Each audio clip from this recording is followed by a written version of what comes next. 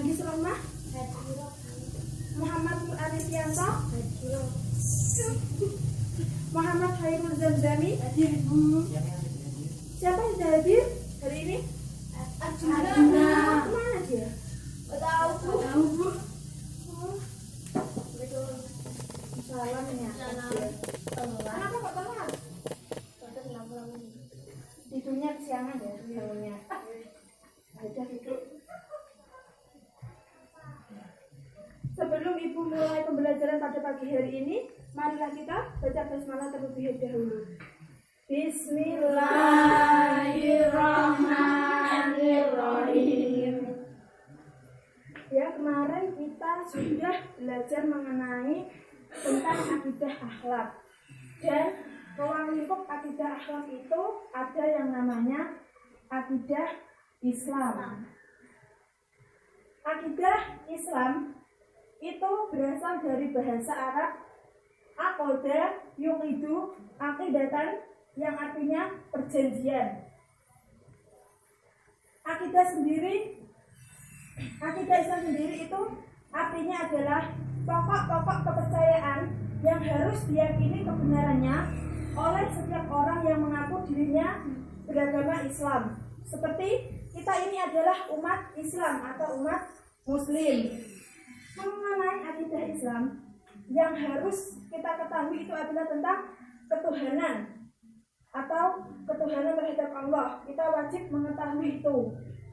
Yang kedua, ada dasar hukum akidah Islam.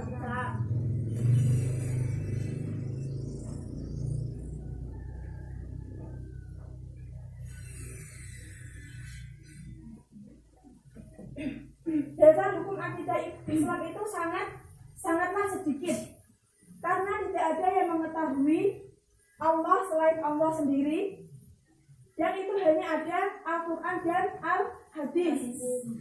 Al-Quran itu adalah firman Allah yang diwahyukan kepada Nabi Muhammad SAW melalui malaikat Jibril. Dasar hukum akidah Islam yang ada di Al-Quran itu terdapat pada surah Al-Ikhlas. Coba bacakan bersama surah Al-Ikhlas. Bismillahirrahmanirrahim. Qul huwallahu ahad, Allahus samad, lam yalid wa lam yulad wa lam yakul lahu kufuwan ahad. Shadaqallahul azim. Ya, itu tadi bacaan surah Al-Ikhlas. Di dalamnya terkandung bahwa Allah itu hanya satu, tidak ada Tuhan beranak, tidak ada Tuhan beribu. Jadi Allah itu hanya satu. Yang kedua, ada Al-Hadis. Hadis ialah segala ucapan atau perbuatan Nabi Muhammad SAW. Jadi segala ucapan ataupun perbuatan Nabi Muhammad SAW itu hadis. Yang ketiga, ada tujuan adanya akidah Islam. Di sini ada 4. Yang pertama, mengetahui petunjuk hidup yang benar serta dapat membedakan yang benar dan yang salah. Jadi adanya akidah Islam, kita itu bisa mengetahui bagaimana yang benar dan mana yang salah, bagaimana yang haram dan bagaimana yang halal. Yang kedua, memupuk dan mengembangkan dasar ketuhanan yang ada sejak lahir. Adanya akidah Islam, kita ini kan kebanyakan Islam keturunan. Apa Islam keturunan? Islam yang menganut orang tua kita. Orang tua kita Islam, makanya kita Islam. Jadi adanya akidah Islam ini, kita bisa memupuk ketuhanan kita dengan benar, mengetahui ketuhanan dengan benar. Yang ketiga, memelihara manusia dari kesyirikan. Apa itu syirik? Yo, ya ada yang tahu? Syirik itu tanda tak mampu. Jadi ketika teman kita ada yang mempunyai sesuatu yang lebih, kita itu tidak boleh syirik, atau kita itu tidak boleh iri dengki kepada teman kita tersebut. Kita harus bersifat biasa saja. Mungkin itu rezekinya dia, belum rezekinya kita. Jadi adanya akidah Islam tadi, kita bisa memelihara diri kita dari sifat syirik. Yang keempat, ada menghindari diri dari pengaruh atau pikiran yang menyesatkan.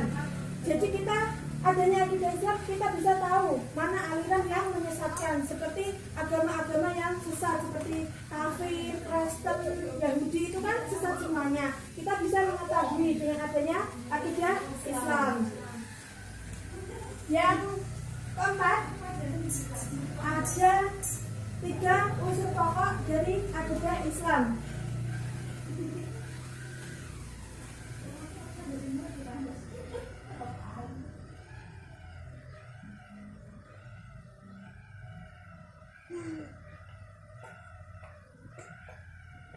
Ada 3 unsur pokok dari akidah Islam. Yang pertama ada Islam, iman, dan ihsan.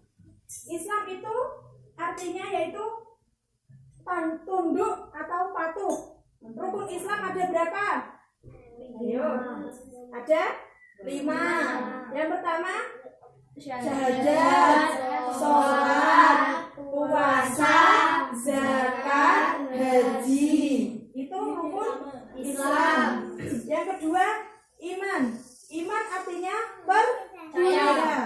Rukun iman ada 6. Yang pertama iman kepada Allah, iman kepada kitab Allah, iman kepada Rasul Allah, iman kepada malaikat Allah, iman kepada qada dan qadar.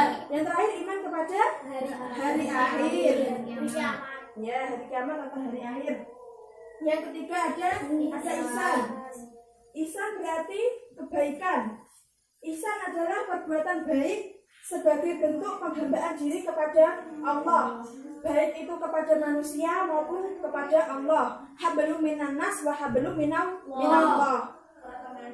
Jadi bisa kita simpulkan, iman adalah bentuk dari keyakinan, Islam sebagai bentuk ibadah, dan ihsan sebagai bentuk perbuatan baik kepada Allah maupun kepada sesama. Sekarang ibu mau membagi kalian menjadi tiga kelompok. Kelompok 1, kelompok 2, dan ini kelompok 3. Setiap kelompok harus ada satu yang menjadi ketua. Ayo, siapa yang menjadi ketua? Ya, Mas Juna, Mbak Lina, Mbak Eli. Silahkan yang menjadi ketua maju satu-satu. Satu-satu dulu ya, gantian. Ayo Mas Juna.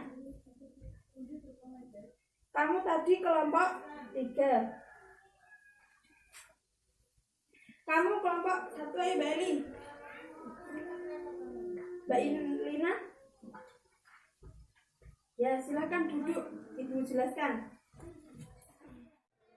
Silahkan kertas kosongnya diisi dengan 1 pertanyaan dan 1 jawaban. Ibu memberikan waktu kalian 5 menit untuk membuat pertanyaan dan jawaban itu.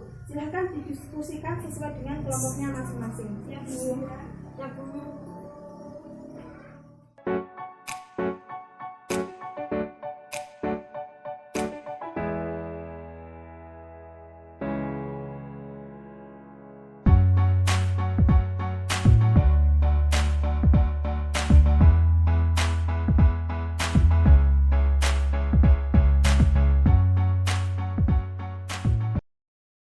Sudah siap? Sudah.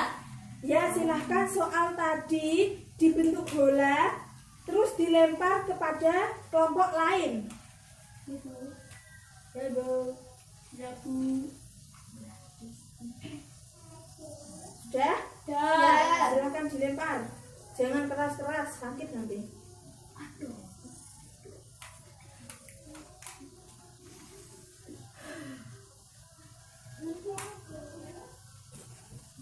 Sudah? Belum.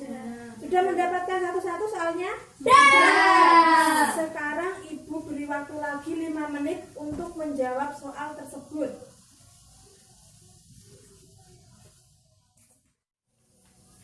Sudah dijawab? Ya. Sekarang Ibu tunjuk satu perwakilan dari kelompok kalian yang harus maju untuk menjawab soalnya. Silakan kelompok 3 Mas Irul.